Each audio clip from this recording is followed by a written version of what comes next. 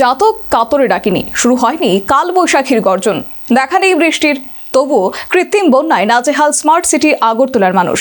রবিবার গোধূলি লগ্ন থেকে রাত পর্যন্ত ড্রেনের জলে ডুবে গেল দুর্গাচৌমুহনী ব্রিজের অপর প্রান্ত। জমা জলে নাজেহাল স্মার্ট সিটির মানুষ। গোটা আগরতলা জুড়ে বহুমুখী উন্নয়নের কাজ হাতে নিয়েছে আগরতলা পুর নিগম। পাকা ড্রেন নির্মাণ, রাস্তার সংস্কারের কাজ, পাশাপাশি চলছে রাস্তা প্রশস্ত করবার প্রক্রিয়া। গত কয়েক মাস ধরে গোটা রাজধানীবাসী একদিকে যেমন ধুলোর ঝড়ে অসুবিধায় পড়ছেন, ঠিক তেমনি রাস্তা পারে অসুবিধার সম্মুখীন হচ্ছেন প্রত্যেকে। তবে এরই মধ্যে রবিবার ঘটে গেল বড় বিপত্তি। দুর্গাচৌমুহনী ব্রিজের অপর প্রান্তে জমে থাকা রাস্তার জল তৈরি করল কৃত্রিম বন্যার। রবিবার সন্ধ্যা থেকে রাত পর্যন্ত পথ চলতি মানুষ এবং যানবাহন চলাচলে তৈরি হলো ব্যাপক সমস্যা, যার কারণে নিগম কর্তৃপক্ষের এই কার্যক্রমের বিরুদ্ধে আঙুল তুললেন সাধারণ মানুষ। চলাচল করাটা ঠিক না,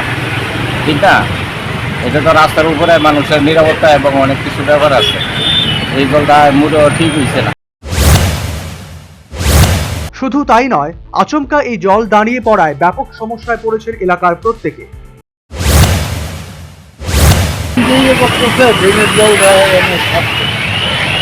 এটা তো এখন সরকার যেটা ভালো মনে করে, আমরা তো জনসাধারণ, আমরা কিন্তু ভালো অসুবিধা হচ্ছে, ভালো অসুবিধা হচ্ছে, অনেক দাবি তো আছে এখন এইসব। সামান্য জমা জলেই যদি সাধারণ মানুষ এমন নাজেহাল হন, তাহলে আচমকা কালবৈশাখীর কারণে মেঘ ভাঙা বৃষ্টি হলে কি ব্যবস্থা হবে রাজধানীর মানুষের, সেটা কিন্তু আর বলার অপেক্ষা রাখে না।